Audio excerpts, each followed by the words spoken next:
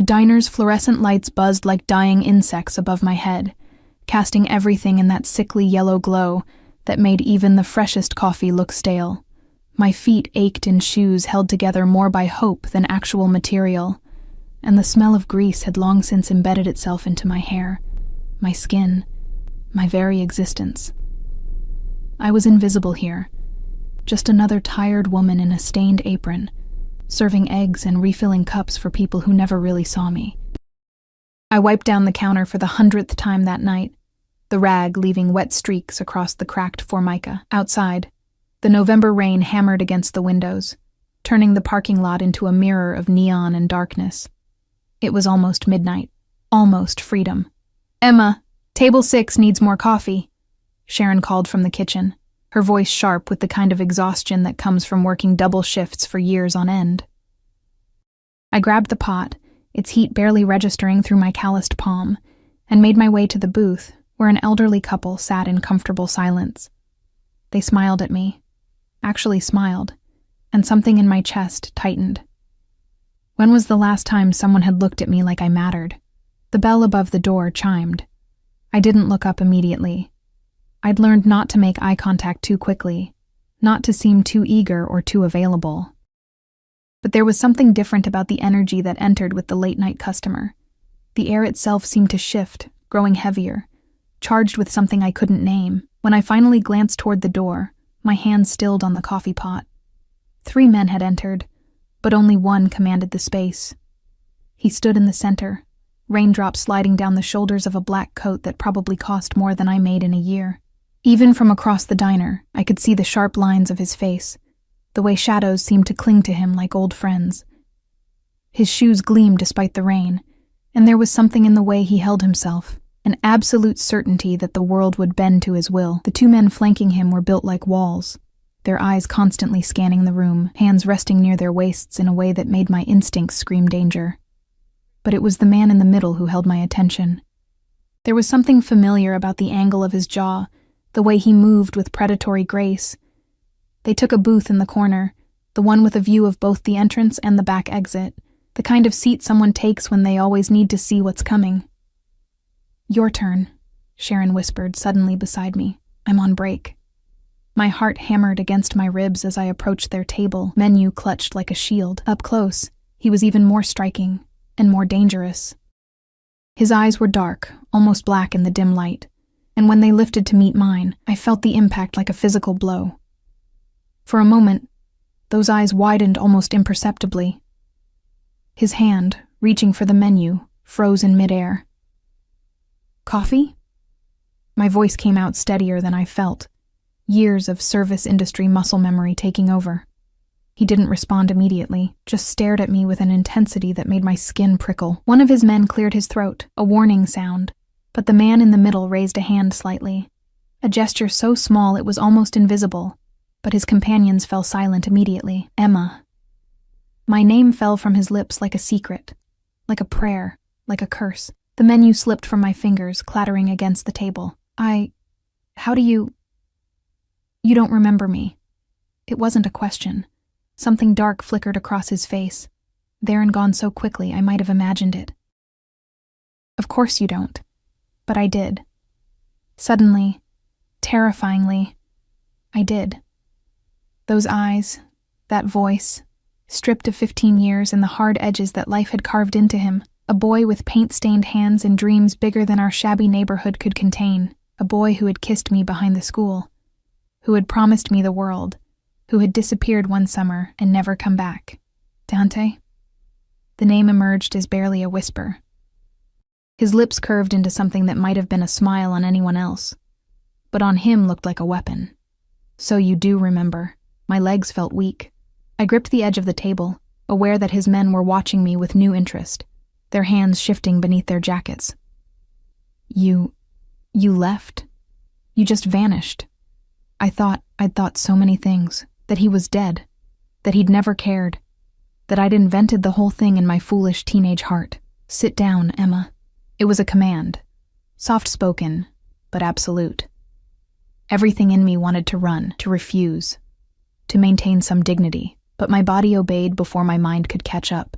sliding into the booth opposite him. The vinyl was cracked beneath me, digging into my thighs through my thin uniform. Up close, I could see the subtle differences. The scar that cut through his left eyebrow, the silver ring on his finger that caught the light, the way his jaw was harder, his eyes colder. This wasn't the boy I'd known. This was someone else wearing his face. "You work here," he said, and it wasn't a question. His gaze traveled over my stained apron, my exhausted face, and something dangerous flashed in his eyes. "How long?" 3 years. I didn't know why I was answering. "Look, Where do you live?" The question was casual, but his tone made it clear he expected an answer. One of his men had pulled out a phone, fingers poised to type. "That's none of your business." I found my spine, my voice. "You disappeared 15 years ago, Dante. You don't get to walk back in and—" "I didn't disappear." His hand moved across the table, not touching me but close enough that I could feel the heat of his skin. "I was taken. My father—" He stopped abruptly, jaw clenching. "It doesn't matter. What matters is that I looked for you. For years, Emma. Do you understand? Years." My heart was a wild thing in my chest. I moved. "After my mom died, I had to—" "I know." His voice was soft now, deadly soft. "I know about your mother. About the bills. About everything you've been through." His eyes held mine, and I saw something that terrified me more than his power, more than his obvious danger. I saw obsession. "And now I've found you." The temperature in the diner seemed to drop. "Dante, I don't know what you think is going to happen here, but you're coming with me." He stood, his coat falling around him like a shadow. "Marco, bring the car around." "What?" "No!" I scrambled out of the booth, nearly tripping over my own feet. "I'm working. You can't just—" He turned back to me, and the look on his face stopped my words in my throat. It was possessive, protective, and utterly immovable. "You're done working here. You're done with all of this." His hand swept out to encompass the diner. My life. Everything I'd built from nothing. "I'm not losing you again. You don't own me." The words burst out louder than I'd intended, and I saw Sharon peek out from the kitchen, concern written across her face. "Not yet." He stepped closer, close enough that I could smell him, expensive cologne mixed with rain and something darker, dangerous. "But I will keep you safe. I will give you everything you've been denied. And you—" His fingers brushed my cheek, so gentle it made my eyes sting with unexpected tears. "You will let me." "I don't even know you anymore," I whispered. "Then you'll learn."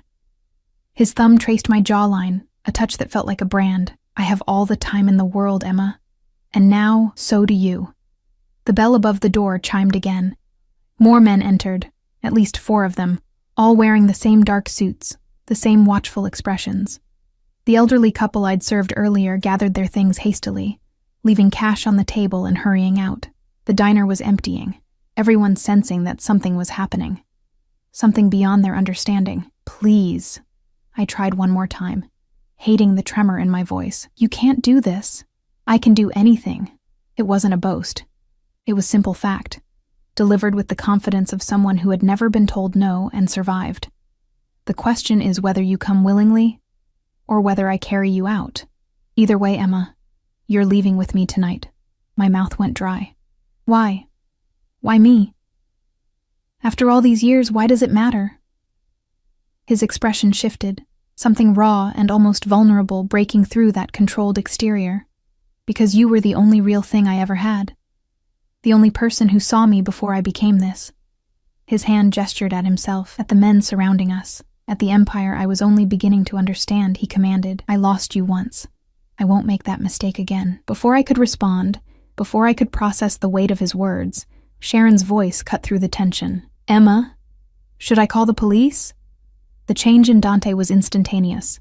His head snapped toward her, and the temperature seemed to plummet. One of his men moved, but Dante raised a hand, stopping him. "No need for that," Dante said smoothly, his voice carrying across the diner.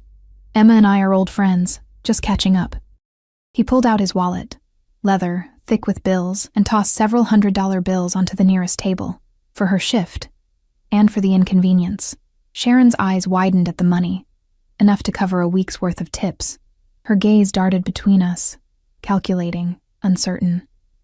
"It's okay," I heard myself say, though nothing about this was okay. We went to school together. It wasn't a lie exactly, just not the whole truth.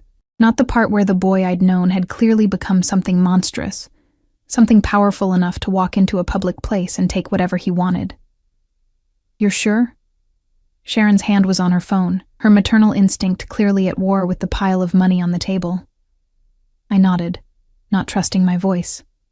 Dante's hand found the small of my back, proprietary and warm through my thin uniform. "Get your things," he murmured, his breath hot against my ear. "Don't make me wait." My feet carried me to the back room on autopilot. I grabbed my jacket, threadbare and patched, and my purse with its pathetic contents. My hands were shaking as I untied my apron, folding it mechanically and setting it on the hook where it had hung for 3 years. This was insane. I should run, should scream, should do anything other than what I was doing. But when I emerged and saw him waiting by the door, rain-soaked and powerful, and looking at me like I was something precious he'd thought lost forever, my resistance crumbled a little more. "Ready?" he asked, as if I had a choice. I wasn't. I would never be ready for what came next. But I nodded anyway. The rain hit us the moment we stepped outside, cold and sharp. A black car, sleek, expensive, with tinted windows, waited at the curb, engine purring. One of his men held the door open, and Dante's hand on my back guided me inexorably forward. I was about to slide into the car when it happened. A loud pop, sharp as a gunshot, echoed across the parking lot. The car lurched violently to one side, and suddenly chaos erupted. Dante's men moved as one, surrounding us, hands diving into jackets. Someone shouted something in Italian. The world became a blur of motion and barely contained violence. "Tire blew," one of them reported, but his hand stayed on his weapon. Dante's arm had wrapped around me automatically, pulling me against his chest, his body a shield. I could feel his heart hammering, could feel the coiled tension in every muscle. "Coincidence?" another man asked, his voice tight. "I don't believe in coincidences." Dante's voice was ice against my ear. Then, to me, "Get in. Now." But before I could move, I saw it. Another car in the parking lot, windows dark, engine running, watching. And suddenly, I realized this had been a mistake, the biggest mistake of my life. The second car's headlights flicked on, blinding bright in the rain-soaked darkness. Dante's grip on me tightened until it was almost painful, his other hand moving beneath his coat in a gesture that made my blood run cold. "Get her in the backup vehicle, now." His voice was sharp, commanding, nothing like the soft intensity from moments before. Hands, I didn't know whose, grabbed my arms and propelled me toward a black SUV that had seemingly materialized from nowhere. The door was already open, and I was pushed inside with efficient force. Dante slid in beside me, his body pressed against mine in the confined space, and the door slammed shut with a finality that made my ears ring. "Drive. Take the south route. Radio ahead to clear the checkpoints." He was all business now, the soft-spoken man from the diner replaced by something harder, colder. A phone appeared in his hand, one of 3 I could see clipped to his belt, and he was speaking rapid Italian, his free hand still anchoring me against him. The SUV lurched forward, tires squealing against wet asphalt. I twisted to look out the rear window and saw the other car, the watching one, pull out to follow us. "Who is that?" The question burst out before I could stop it. "No one you need to worry about." Dante's jaw was set, his eyes fixed on the road ahead, but his hand moved to cup the back of my head, pressing my face against his shoulder. "Don't look. Just stay down." The vehicle took a corner so sharply I would have been thrown across the seat if not for his hold on me. My heart was trying to punch its way out of my chest, and the reality of what was happening, really happening, crashed over me like the rain hammering the roof above us. This wasn't a romantic reunion. This was kidnapping. This was danger. This was a world I didn't understand, populated by men with guns and cars that followed in the night. "Let me go," I gasped, against the expensive fabric of his coat. "Please, Dante, just let me go. This is crazy. I can't." "Shh."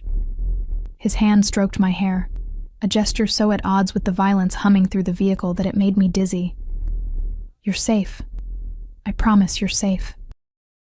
"Safe? We're being chased. They won't touch you." His voice dropped to something dark and absolute. I'd burn this entire city down first. The certainty in his words should have terrified me. Instead, some traitorous part of me responded to it, to the promise of protection I'd never had, to the idea of mattering enough that someone would fight for me. We drove for what felt like hours, but was probably only 20 minutes, the city lights giving way to darker streets, then to a private road lined with trees. Eventually, massive iron gates loomed ahead, swinging open as we approached. Guards with earpieces and visible weapons nodded as we passed, and I realized with growing horror that this wasn't just wealth. This was a fortress. The house, no, mansion, sprawled before us, all stone and glass and impossible architecture. Lights blazed from windows, and more men in dark suits moved through the grounds like shadows with purpose. The SUV stopped beneath a portico, and Dante's door opened immediately. He climbed out, then reached back for me, his hand extended like this was a date. Like we hadn't just fled through the rain from unknown pursuers. "I can't be here," I said. But my voice was weak even to my own ears. "I have work tomorrow. You don't work there anymore." He pulled me from the vehicle with gentle insistence. "You'll never have to work like that again. That's not your decision to make." His eyes met mine, rain streaming down his face, and I saw something flicker there. Acknowledgement, perhaps, or regret. But it didn't change anything. It is now. "Come inside, Emma. You're soaked through." I was. My uniform clung to me, my hair plastered to my skull, and I was shivering from cold and shock and the surreal nightmare my life had become in the span of an hour. A woman appeared at the entrance, older, elegant, with kind eyes that immediately assessed me with professional efficiency. "Mr. Caruso, the room is ready. I've laid out dry clothes. Thank you, Maria." Dante's hand found my lower back again, that possessive touch that seemed to be his default. "This is Emma. She'll be staying with us. Make sure she has everything she needs." "Of course." Maria smiled at me, and there was genuine warmth there. "Come with me, dear. Let's get you out of those wet things." I should have resisted, should have demanded to be taken home, to be released, to be treated like a person with rights and choices. But I was so cold, so tired, so overwhelmed that I simply followed Maria's gentle guidance up a sweeping staircase and down a hallway lined with art that probably cost more than my entire apartment building. The room she led me to was larger than my entire studio. A 4-poster bed dominated one wall, draped in silk that caught the light from a chandelier overhead. French doors opened onto a balcony, and through them I could see the grounds stretching into darkness, dotted with security lights and the silhouettes of patrolling guards. "The bathroom is through there," Maria indicated a door to the left. "I've drawn you a bath. The clothes on the bed should fit. Mr. Caruso was very specific about the sizes." That stopped me cold. How did he know my size? Maria's smile was knowing. "Mr. Caruso is very thorough when something matters to him. The bath will get cold if you wait too long." She left before I could formulate a response, the door clicking shut with a soft sound that might as well have been a cell door slamming. I stood in the center of that opulent room, dripping onto carpet that probably cost more per square foot than I made in a month, and tried to process what was happening. Dante, my Dante, the boy with paint-stained hands, was clearly someone important, someone dangerous, someone who commanded men with guns, and lived in a fortress, and thought nothing of taking what he wanted. And he wanted me. The thought should have been terrifying. It was terrifying. But beneath the fear, something else stirred, something I didn't want to examine too closely. The memory of being 17 and desperately in love with a boy who saw me, really saw me, when the rest of the world looked through me like I was glass. The bath was exactly as promised, steaming and fragrant with oils that turned the water milky. I peeled off my damp uniform with hands that shook, catching sight of myself in the mirror.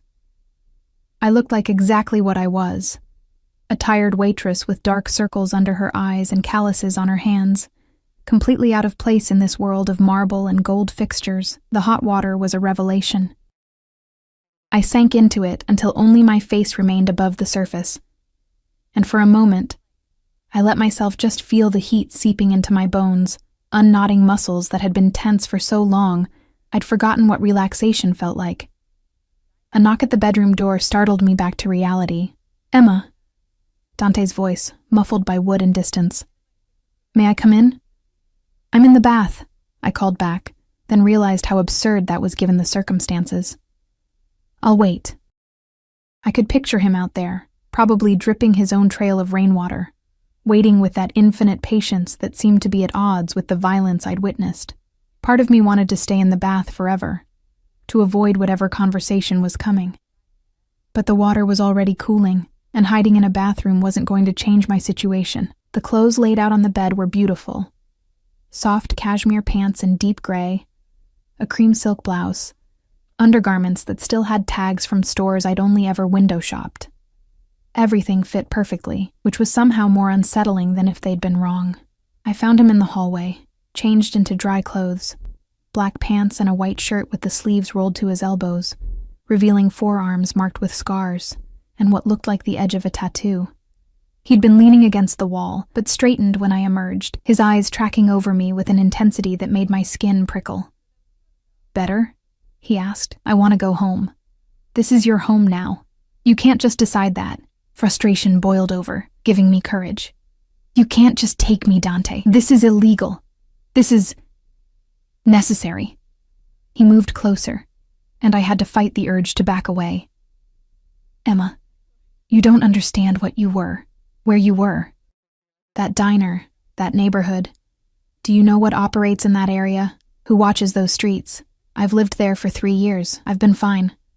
His laugh was bitter. "Fine. You work yourself to exhaustion for pennies. You live in a building with broken locks and mold in the walls. You walk home alone at midnight through streets controlled by people who would—" He cut himself off, jaw clenching. "You call that fine? It's my life. It was your survival. There's a difference." His hand reached out, fingers ghosting along my jaw. "I can give you more. I can give you everything. I don't want everything. I want freedom." Something dark crossed his face. "Freedom is an illusion, Bella. At least with me, you'll be protected. Cherished." His thumb brushed my lower lip, and I hated the way my breath caught. "Loved. You don't love me. You don't even know me anymore. I know enough." His hand dropped, but he didn't step back. "I know you take your coffee black because cream costs extra. I know you read on your breaks, romance novels, the cheap ones from the grocery store. I know you send money to your aunt in Vermont every month even though you can barely afford it. I know you're kind to the homeless man who sits outside your building, that you give him your leftovers from the diner." His eyes held mine, fierce and unwavering. "I know you, Emma. I've known you for 15 years, even when we were apart." My throat closed up. "You've been watching me, protecting you. There's a difference." That's stalking, Dante. That's love." He said it simply, as if it were the most natural thing in the world. "I told you I looked for you when I finally found you 6 months ago. Did you think I would just walk away, leave you in danger, in poverty, struggling alone?" 6 months. He'd known where I was for 6 months, and only revealed himself tonight. The implications made me dizzy. "Why now?" I whispered. "Why tonight?" His expression shuddered, became unreadable. "Because I couldn't wait anymore, because every day I saw you serving people who didn't appreciate you, working yourself to death for nothing, was a day I failed you." He reached past me, opening the door to the room I'd emerged from. "It's late. You should rest. We'll talk more tomorrow." "I won't stay here." He smiled, and it was sad and knowing and absolutely certain. "You will. Because the alternative is going back to that life, and I think—" His hand cupped my face, tender despite everything. "I think a part of you has been waiting for this. For someone to choose you, to fight for you, to refuse to let you disappear." The worst part was that he was right. Some desperate, lonely part of me had been waiting for exactly this. For someone to see me as worth keeping. "Tomorrow," he said again. his thumb stroking my cheekbone one last time before he released me. "Sleep well, Emma."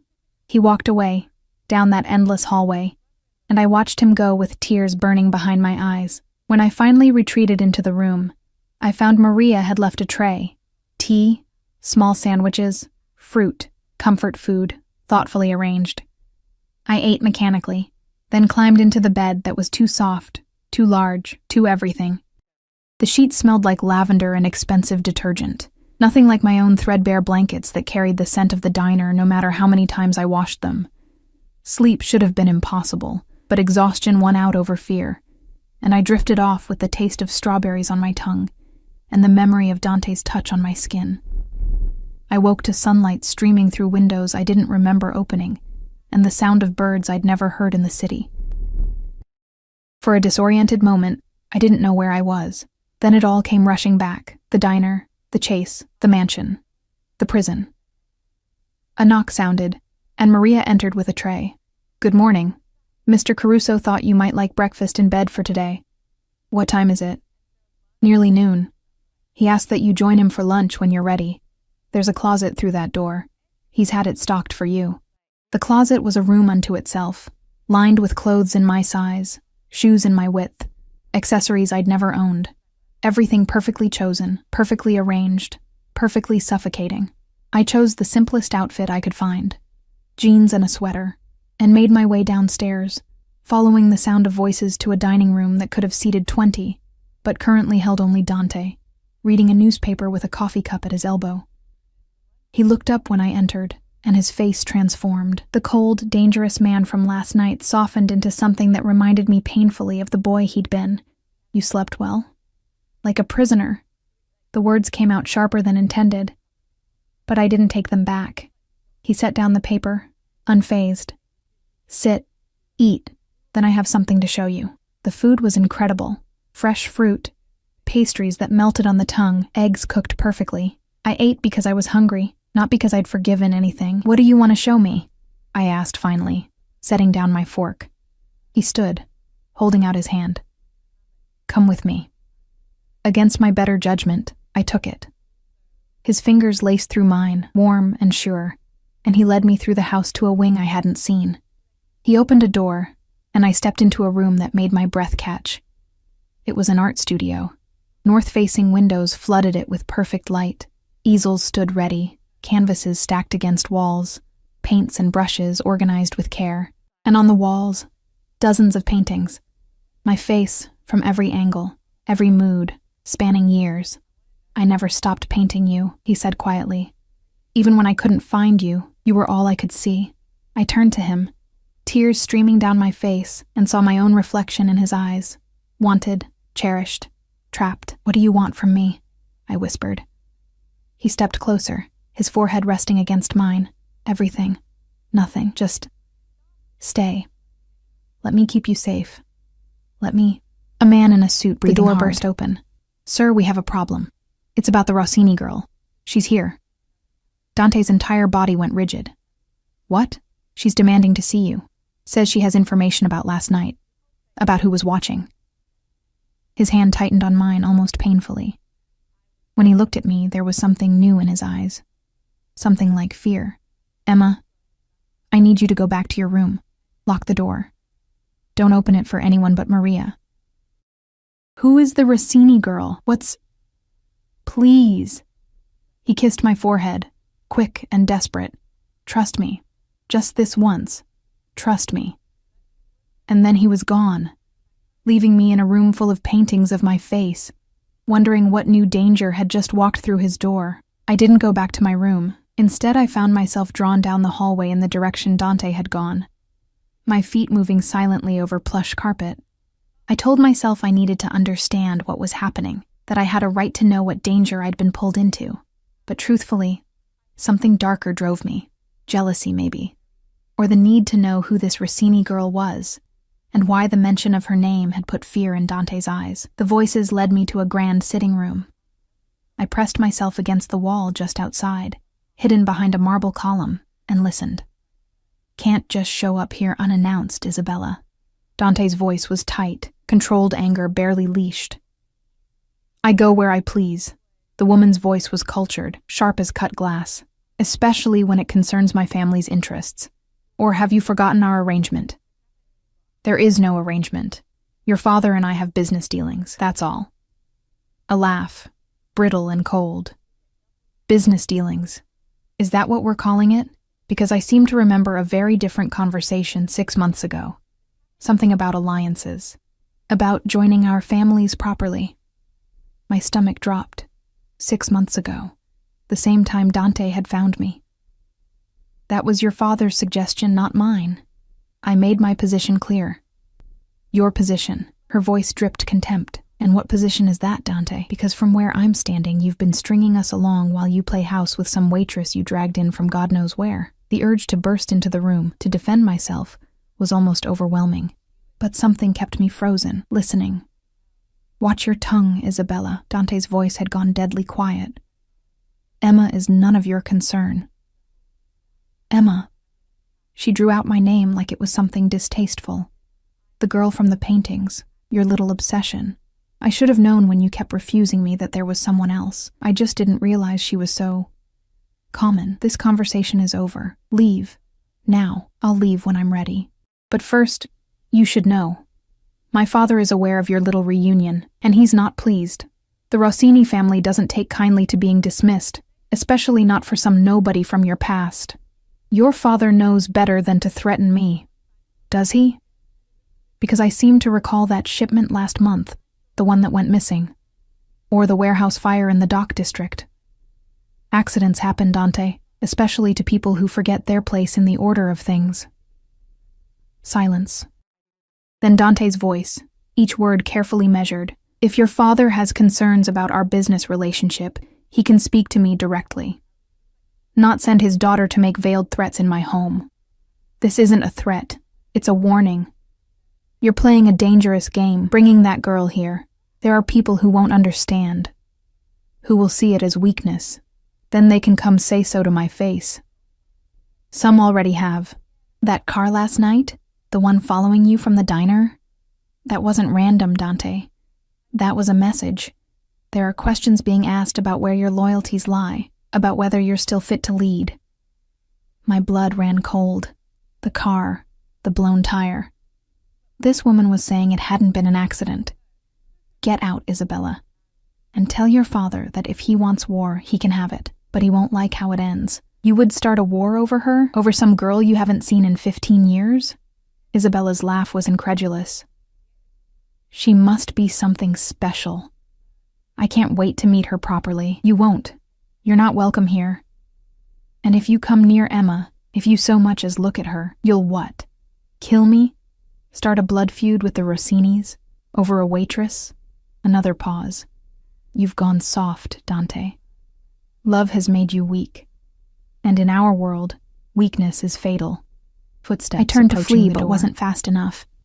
Isabella emerged, and we came face to face. She was beautiful in the way expensive things are beautiful. Polished, perfect, cold. Dark hair swept into an elegant chignon, designer clothes that hung perfectly on her slender frame, diamonds at her throat and wrists that caught the light. Her eyes, when they met mine, were calculating and cruel. Well, the waitress herself. She looked me up and down, taking in my borrowed clothes, my unmade face, everything that marked me as an outsider here. I can see the appeal, I suppose, if one likes the whole damsel in distress aesthetic.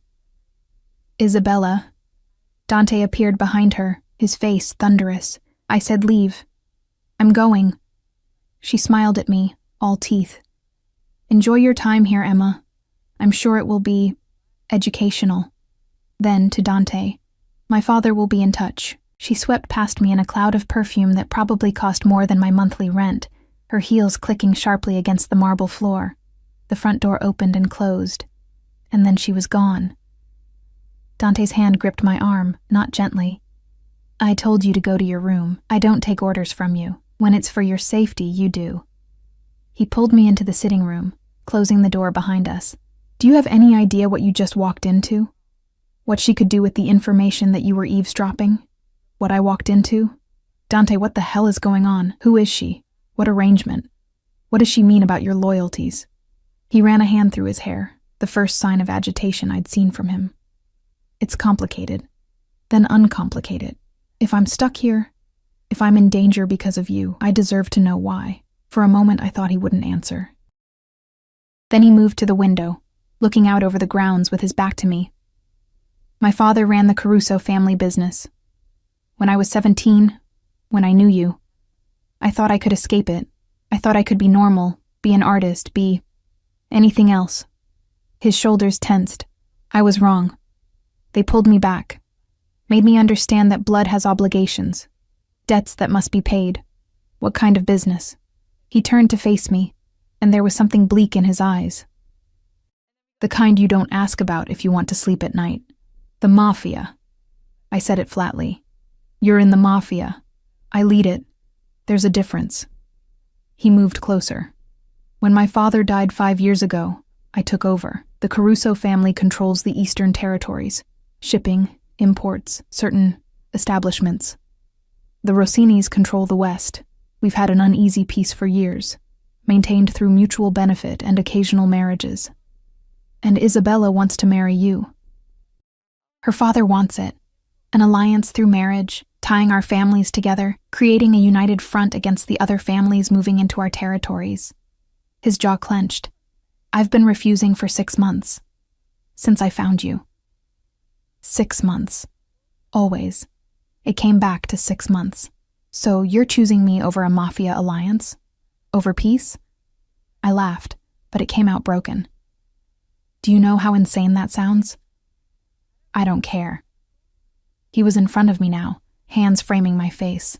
I don't care what it costs, Emma. I lost you once because of this life, because they dragged me away from everything I loved. I won't lose you again. Not for peace, not for power, not for anything. People are going to die. The words fell between us like stones. That's what she was saying, wasn't it? That your refusal will start a war, possibly. And you're okay with that? His thumbs stroked my cheekbones, tender despite the hardness in his voice. I've made peace with a lot of things I'm not okay with. This won't be the first war I've fought, but it will be the first one that actually matters. I pulled away from him, needing distance, needing air. This is insane. All of this. You can't just... Dante, you have to let me go. Before this gets worse. Before more people get hurt. No. People could die. People die every day. His voice was flat, emotionless. The world is cruel and violent and unfair, Emma. I didn't make it that way. I just learned how to survive in it, how to take what I want and keep it safe. I'm not a thing to be kept. No, you're everything. He closed the distance between us again, relentless. You're the only clean thing I've touched in 15 years. The only memory that doesn't taste like blood, and I will burn the world down before I let anyone take you from me.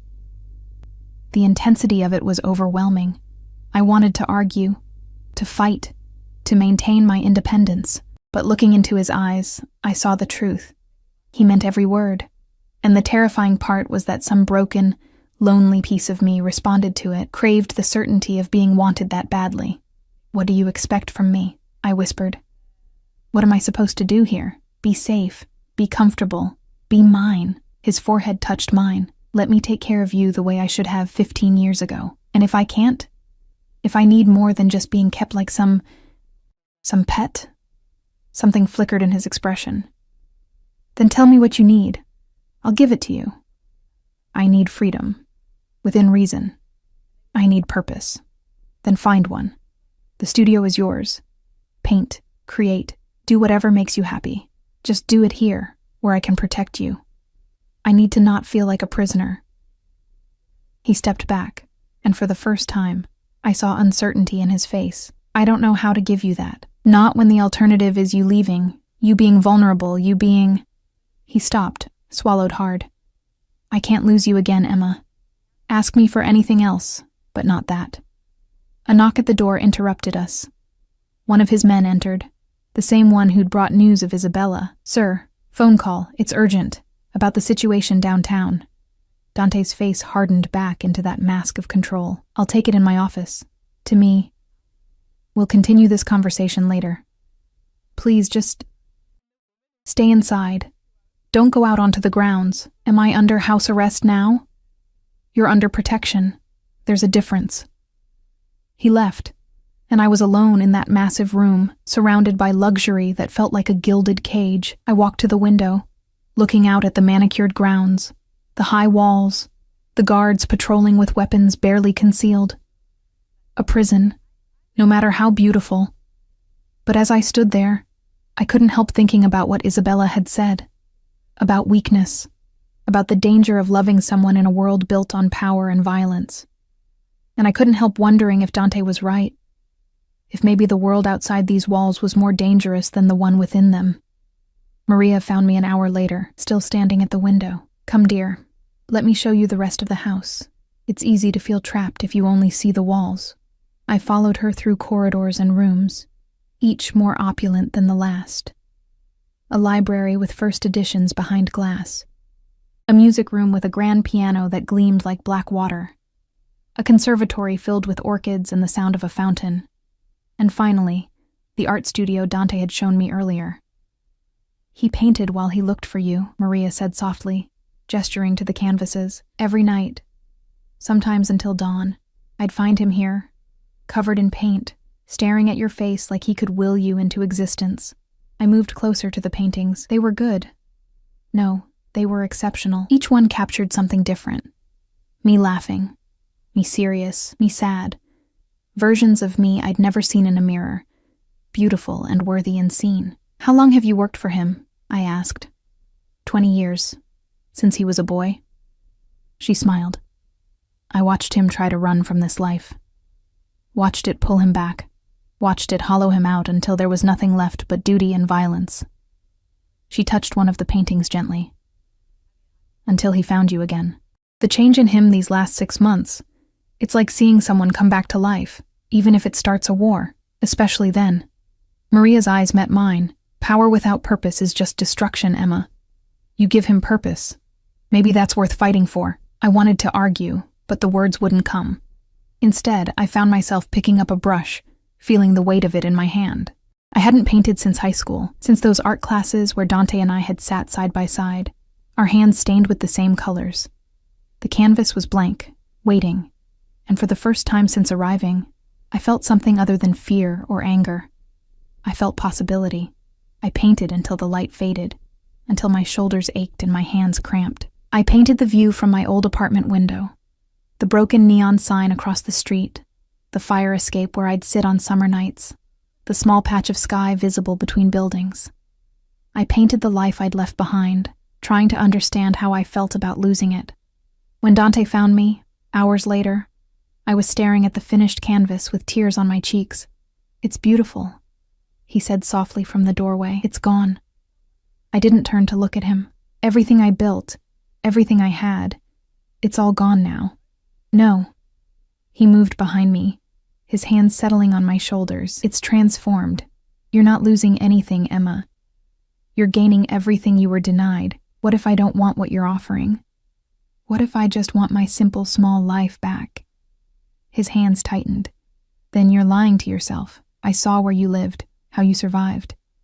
That wasn't living, Bella. That was dying slowly, one shift at a time. I turned in his arms, angry tears still falling. At least it was mine. At least I had choices, even if they were all bad ones. I gestured at the studio, the mansion beyond. This is just a prettier prison, then make it yours. His voice was fierce, desperate. Change it, demand what you need. I told you, I'll give you anything. Just don't ask me to let you go. Why? I demanded. Why me? After 15 years, why am I worth all this? He cupped my face in hands that were stained with my paint, his thumbs brushing away tears. Because when I was 17, you were the first person who looked at me and saw someone worth saving.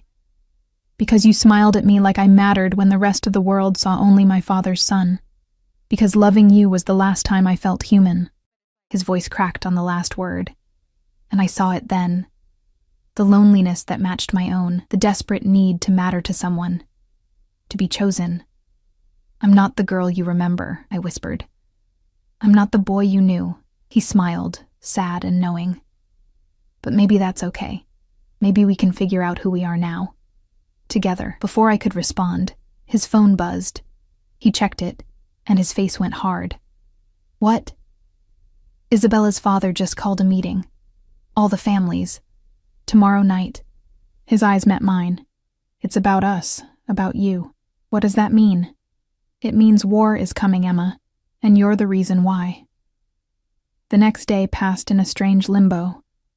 Dante was gone before I woke, leaving only a note on the pillow beside me. Stay inside. Trust me. As if trust was something I could simply summon on command, as if the last 48 hours hadn't turned my entire world upside down. I spent the morning in the studio, trying to lose myself in paint and canvas, but my hands shook too badly to create anything coherent. Every sound made me jump. Footsteps in the hallway, car engines in the distance, the wind against the windows. Maria brought me meals I couldn't eat, her worried glances saying more than her careful words. By afternoon, I couldn't stand it anymore. I found myself wandering the mansion like a ghost, opening doors to rooms I hadn't seen before. A gym with equipment that looked military grade. An office with monitors showing security feeds from every angle of the property. A wine cellar that descended into darkness. Bottles worth more than my yearly salary gathering dust in climate-controlled silence. And then I found the locked door. It was in a hallway I hadn't explored before, unmarked and ordinary except for the heavy deadbolt and keypad beside the handle. I shouldn't have cared. Shouldn't have been curious. But something about it called to me, the one secret in a house full of them. I was still standing there, staring at it, when I heard voices approaching, male voices, speaking in rapid Italian. I pressed myself into an alcove just as two of Dante's men appeared, one of them punching a code into the keypad. The door opened, revealing stairs leading down. They descended, and I caught a glimpse of what lay below, filing cabinets, boxes, the edge of what looked like a map on a wall. Then the door closed, and I was alone again, with my racing heart. A record room, or an arsenal, or God knew what else men like Dante kept locked away in the dark. You shouldn't be here. I spun around to find Marco, Dante's head of security, watching me with unreadable eyes. He was older than the others, with gray at his temples and scars that told stories I didn't want to know. I was just exploring. He nodded, not unkindly. Mr. Caruso said you would. He knows you're not the type to sit still and be decorative. Then why lock me in here? He's not locking you in. He's locking the world out. Marco gestured for me to follow him. Come, I'll show you something. He led me to a different wing, to a room with floor-to-ceiling windows overlooking the grounds. From here, I could see the full scope of the property, the walls, the guards, the security measures that turned this beautiful estate into a fortress. See that? He pointed to a section of wall where men were installing what looked like additional cameras. That's new, as of this morning, and there, another point. Infrared sensors, motion detectors. We're doubling the guard rotation, vetting every delivery person, every visitor. All because Mr. Caruso knows that by choosing you, he's made you a target. My mouth went dry. A target for what? For anyone who wants to hurt him. And make no mistake, Miss Emma, there are many who would. Marco's face was grave. The Rossinis aren't the only family unhappy with his choices. There are rivals who see this as an opportunity. Weakness they can exploit. I'm not worth all this. That's not for you to decide. He turned to face me fully. I've worked for the Caruso family for 30 years.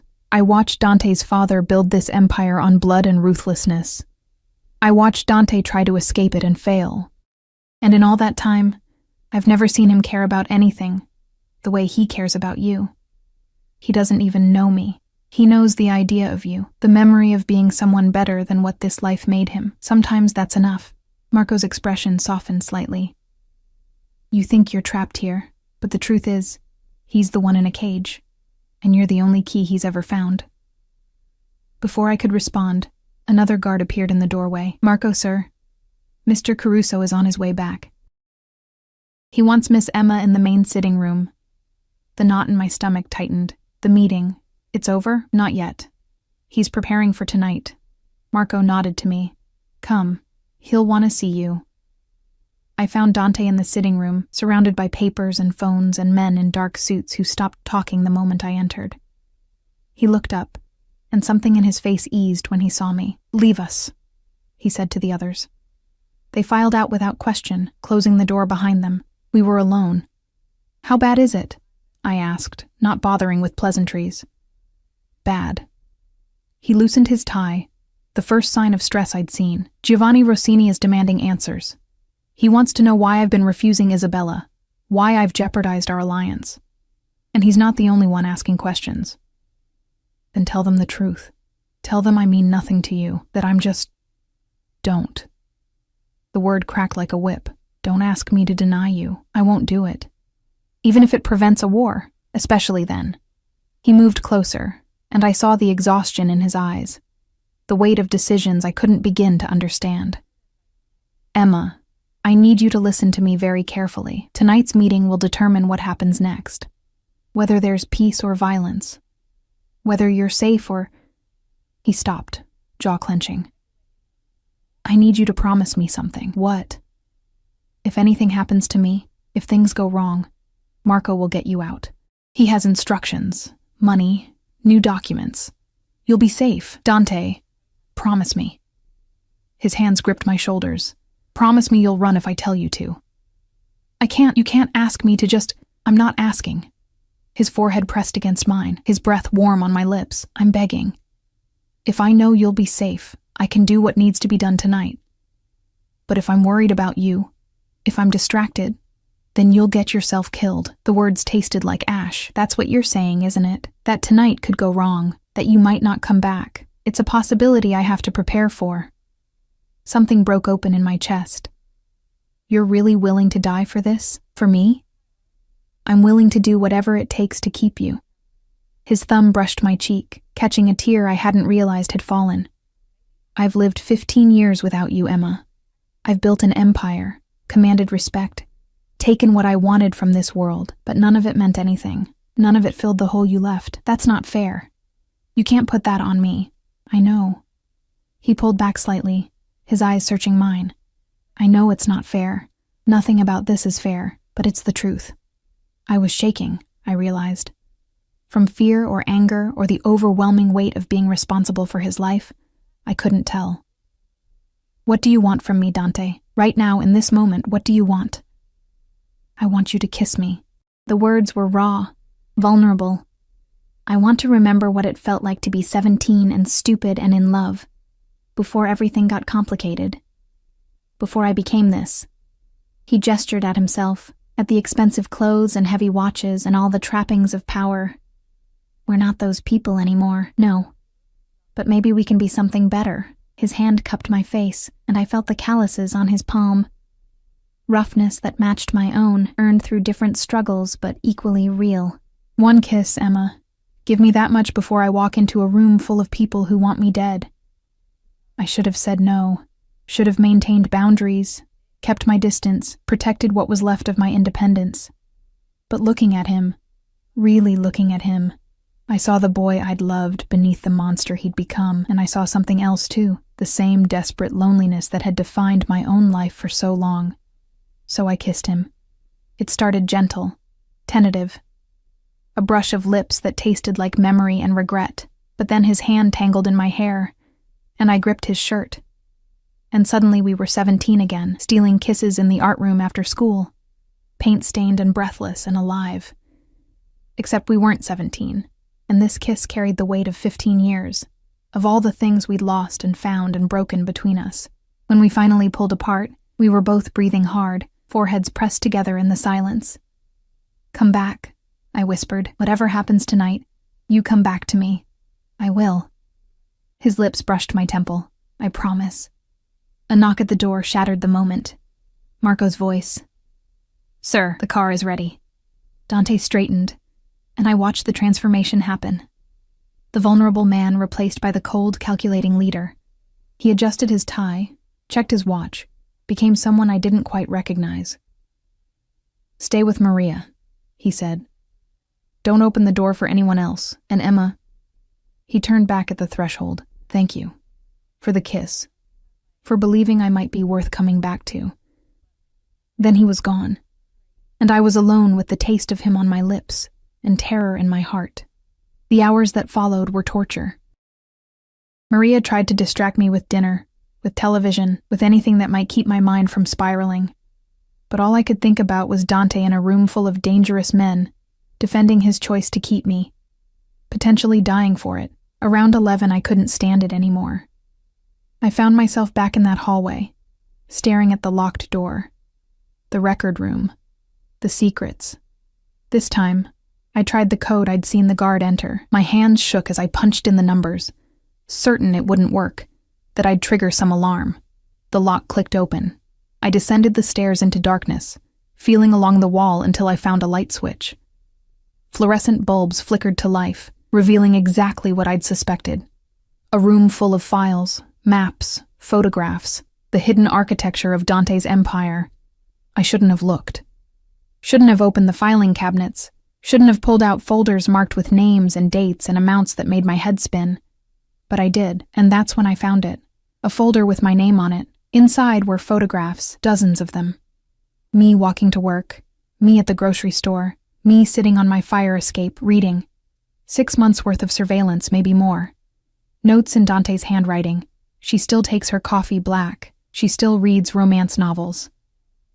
She still has that smile. But there were other documents too, background checks, financial records, and one that made my blood run cold. A report on my building's landlord, dated 2 months ago, detailing his connections to the Rossini family. My apartment building, the place I'd felt safe for 3 years, had been owned by Dante's enemies. I was still standing there, folder in shaking hands, when I heard the explosion. It was distant, but unmistakable. A boom that rattled the windows and sent birds scattering from the trees. I dropped the folder and ran upstairs, emerging into chaos. Guards were shouting, running for the exits. Maria grabbed my arm, her face pale. "Get to the safe room. Now." "What's happening? Is it Dante? Is he?" "I don't know, but we have protocol. Come with me." She pulled me down another hallway, through a door that opened into a reinforced room with monitors and supplies. 2 other guards were already there, weapons drawn, watching multiple screens. On one of them, I could see fire. Smoke. The meeting location, I realized. The restaurant where Dante had gone. "We need to get him," I said, my voice not my own. "We need to. Our orders are to protect you." Marco's voice came through a radio. "Miss Emma stays secure until we know the situation." "The situation is that he could be dead." I was screaming now, hysteria clawing up my throat. "Let me out. Let me—" The door opened, and Dante stumbled through. He was alive, covered in dust and blood, suit torn, but alive. I ran to him without thinking, and he caught me, his arms coming around me with desperate strength. "I'm okay," he said against my hair. "I'm okay. It's over." "What happened?" "The explosion. The Rossinis made their choice." His voice was flat, emotionless in that way that meant he was holding something terrible inside. "They tried to kill me. All of us. The entire council. Everyone who supports me. Did they? Are the others? Some are dead. Some survived." He pulled back to look at me, and I saw something new in his eyes. Something final. "But Giovanni Rossini won't be making any more demands. Neither will Isabella." The implication hit me like a sledgehammer. "You killed them." I protected what's mine. No apology, no regret. Just cold, hard fact. I should have been horrified. Should have pulled away from him, from the blood on his hands, literal and metaphorical. But all I felt was relief that he was alive, that he'd come back like he promised. "What happens now?" I whispered. "Now?" He touched my face with blood-stained fingers, tender despite everything. "Now we finish this. No more half measures. No more pretending you're just a guest here." His eyes burned into mine. "You're mine, Emma. Completely. And anyone who tries to take you from me will learn what happens when you touch what belongs to Dante Caruso." It should have sounded like a threat, like possession, like everything I'd been fighting against. Instead, it sounded like a promise, like safety. Like the end of running and hiding and being invisible. "Okay, I heard myself say. Okay. His kiss tasted like smoke and blood and victory, and I kissed him back, choosing this, choosing him, choosing to stop fighting the only person who'd ever fought for me. The aftermath of the explosion changed everything. In the days that followed, I watched Dante transform the mansion into something between a fortress and a throne room. Men came and went at all hours. Soldiers, I learned to call them, though they wore suits instead of uniforms. They brought news of territories claimed, rivals eliminated, alliances forged in blood and fear. The Rossini family had fractured after Giovanni's death, their empire crumbling as Dante's forces moved in to fill the vacuum. I should have been horrified by the efficiency of it all, the clinical way he dismantled his enemies' lives. But I'd seen the bomb site on the news, the restaurant reduced to rubble, innocent people caught in the crossfire of someone else's war. The Rossinis had been willing to kill dozens to eliminate Dante. He'd simply been willing to kill more to survive. A week after the explosion, I woke to find him sitting on the edge of the bed, watching me sleep. Dawn light filtered through the curtains, painting him in shades of gold and shadow. "How long have you been there?" I asked, my voice rough with sleep. "An hour. Maybe more." His hand reached out, fingers tracing the line of my jaw. "I keep thinking you'll disappear, that I'll wake up and find this was all a dream." I caught his hand, pressing it against my cheek. "I'm real. I'm here." "Are you?" His eyes searched mine. "Or are you just surviving until you can escape?" The question hung between us, honest and raw. I could have lied, could have told him what he wanted to hear, but something in his expression demanded truth. "I don't know," I admitted. "Some days I wake up angry that you took my choices away, that you decided my life for me without asking. And other days I remember what my life was before, the exhaustion, the loneliness, the feeling of being invisible." I sat up, the silk sheets pooling around my waist. "You see me, Dante. Maybe too clearly, maybe in ways that terrify me, but you see me." His thumb brushed my lower lip. "I've never stopped seeing you. Even when you were gone, you were all I could see. That's not healthy. I know." A ghost of a smile. "Nothing about this is healthy, but it's real. And after 15 years of living in a world built on lies and violence and performance, real is all I want." I leaned into his touch, letting myself feel it. The warmth of his skin, the calluses on his palm, the steady beat of his pulse beneath my fingertips where I'd pressed my hand to his wrist. "What do we do now? The war is over. You won. So what happens to me? What do you want to happen?" It was the first time he'd asked, the first time he'd given me agency in my own fate. I thought about it carefully, sorting through the tangle of emotions that had defined the past 2 weeks. "I want to paint," I said finally. "I want to use the studio to create something that matters, not just for myself, but for others." "Done. I'll have Maria reach out to galleries, art dealers." "No," I stopped him. "I want to teach. Kids from neighborhoods like the one I grew up in. The ones who think art is something only rich people get to care about." Something shifted in his expression. Surprise, maybe, or respect. "You want to bring them here? I want you to fund a program at community centers, at schools. Supplies, instruction, scholarships for the talented ones." I met his eyes. "You've built an empire on taking from people. Let me help you give something back." For a long moment, he just stared at me. Then he laughed. A real laugh. The first I'd heard from him since we'd reunited. "You're going to spend my money on art programs for children. Blood money might as well do some good.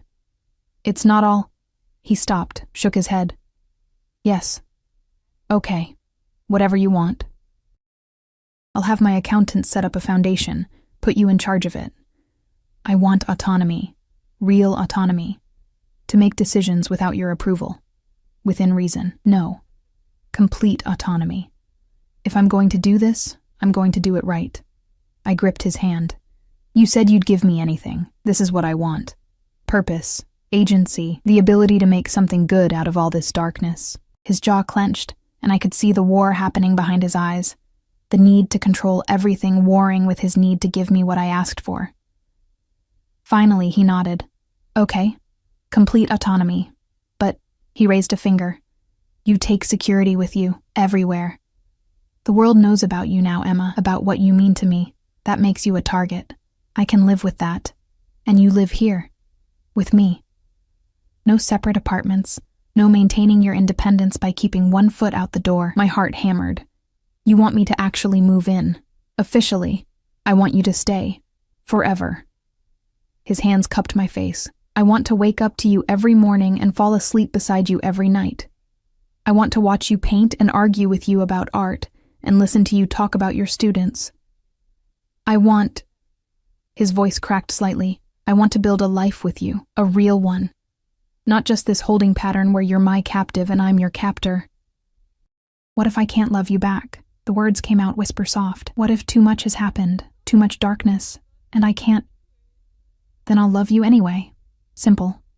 Certain. Absolute. I'll love you enough for both of us until maybe, someday, you can love me too. Or not. Either way, you're mine. And I'm yours. And that's enough. Tears burned my eyes. You're insane. Probably.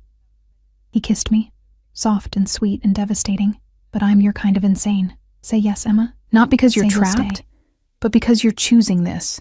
Choosing me.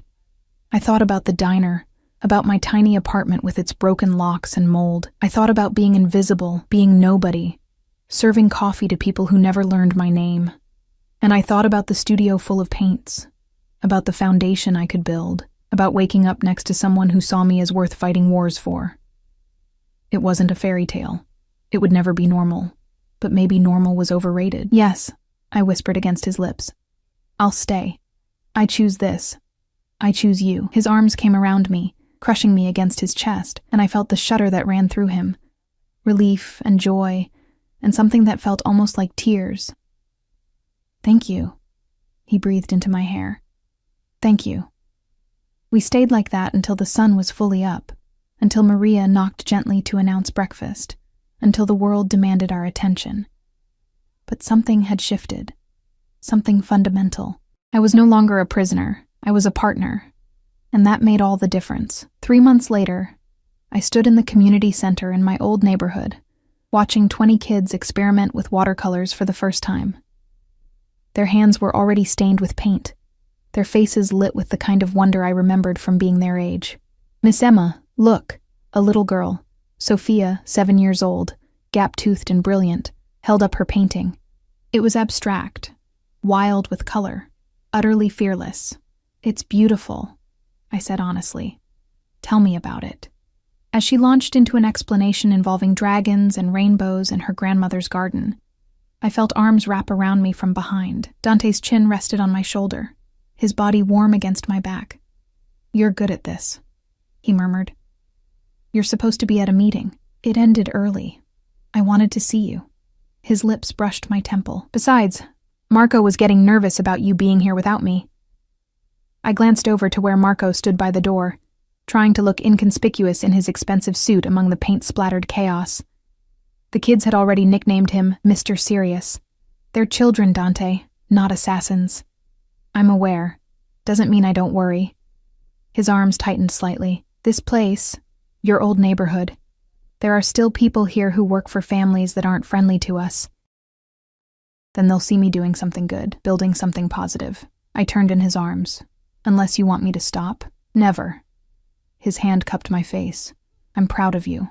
Of this. You're changing lives, Emma. These kids, they'll remember this. Remember that someone cared enough to give them beauty.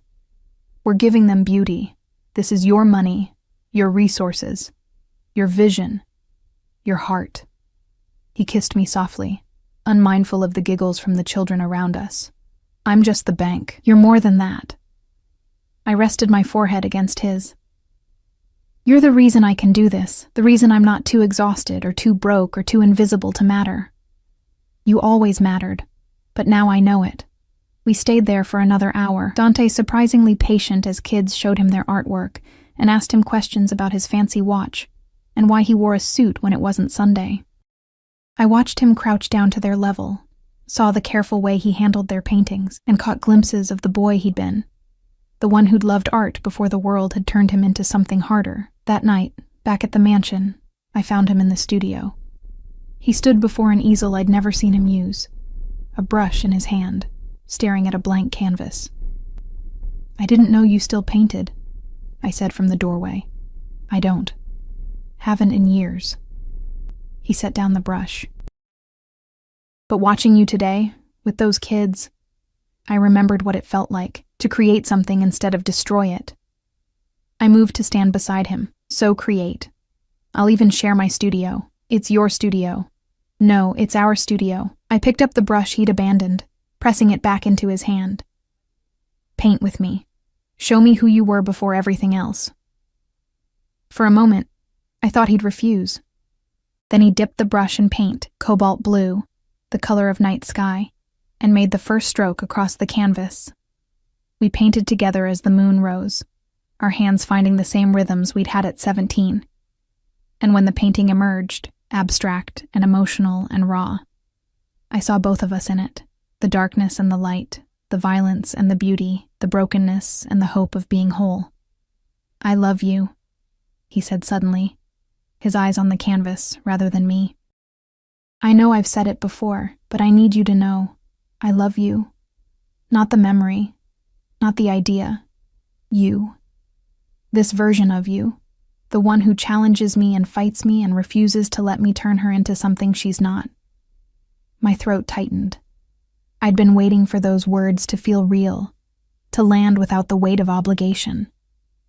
And finally, standing in our studio, paint on our hands and our creation between us, they did.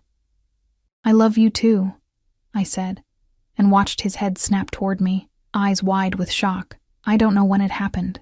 Maybe it never stopped. Maybe it's new. But it's real, Dante, and it's mine to give, not something you took or demanded. Mine. He crossed to me in 2 strides, hands framing my face, searching my eyes for the truth. Whatever he saw there made him smile. A real smile, open and young and devastatingly beautiful. "Say it again. I love you. Again. I love you, Dante Caruso, even though you're possessive and controlling, and you kidnapped me from a diner." I was laughing now, crying a little too. "I love you even though you're dangerous and dark, and you've probably killed people I don't want to know about. Definitely have. I love you anyway, because you see me, because you fought for me, because you gave me a purpose when I thought I'd never matter." I kissed him, tasting salt from my own tears. "Because you let me choose you instead of just taking me." His kiss was different this time, not desperate or claiming or afraid. It was grateful, joyful, free. "Marry me," he said against my lips. I pulled back. "What?" "Marry me. Not for alliances or appearances or because it's expected. Marry me because you love me, and I love you. And I want the world to know you chose this. Chose us." "That's insane. We've only been together 3 months. We've been together 15 years. We just had a long break in the middle." His smile was crooked, hopeful. "Say yes, Emma. Make me the luckiest man alive." I should have said it was too soon, should have been practical, careful, smart. But I'd spent my whole life being careful. And where had it gotten me? Exhausted and invisible and alone. "Yes," I said. "Yes, I'll marry you." His kiss lifted me off my feet, spinning me in a circle as laughter spilled from both of us. When he finally set me down, we were both dizzy, both grinning like fools. "I'm going to spoil you," he promised. "The wedding, the honeymoon, everything." "Small wedding," I interrupted. "Just people who matter. I don't need a spectacle." "Okay, small wedding. But the ring I'm not compromising on. I don't need..." He pulled a box from his pocket. He'd been carrying it, I realized, waiting for the right moment. Inside was a ring that took my breath away. A sapphire the color of midnight, surrounded by diamonds that caught the light like stars. "It was my grandmother's," he said softly. "The only woman my grandfather ever loved. He gave it to her when they had nothing, promising someday he'd give her everything. She wore it until the day she died." He took my hand. "I want you to have it, to know that you're not just my choice.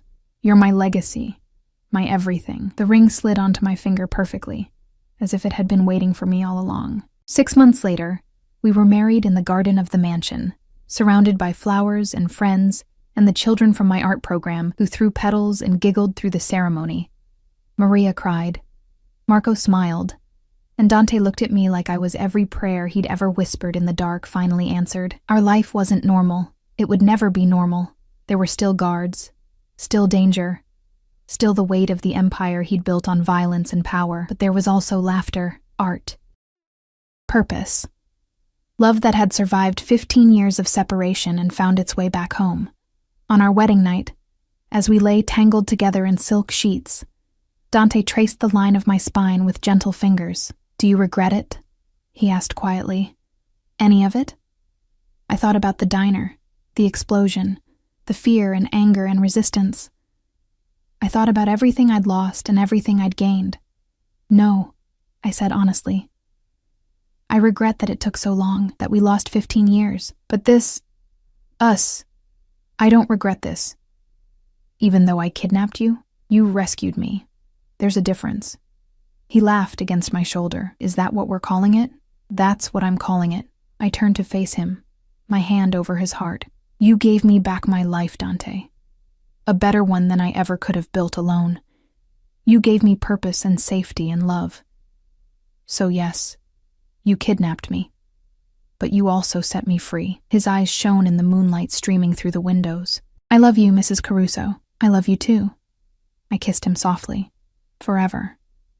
And in that moment, in that room, in that life we'd built from ashes and obsession and second chances, forever felt possible. We'd both been lost, him to violence, me to invisibility, but we'd found each other again, and this time, we weren't letting go. The waitress who'd stopped to fix a mafia boss's car had discovered she was his first love. But more importantly, she'd discovered she was her own person, capable of love and strength and choosing her own destiny, even when that destiny wore an expensive suit and commanded an empire. Our story didn't have a fairy tale ending. It had something better, a real one. Messy and complicated and stained with pain